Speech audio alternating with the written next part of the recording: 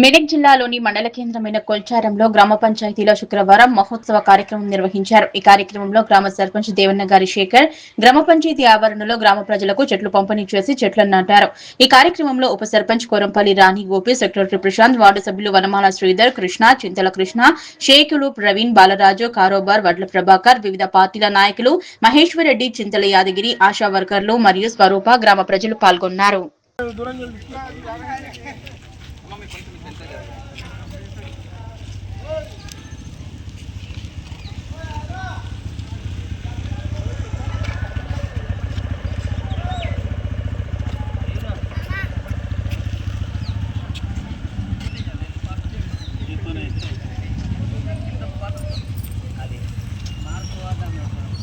దానికోటి అట్టపడుతో కట్టేసి సర్పంచ్ చెట్టు పెట్టింది అనుకోండి వెనక పెట్టేసి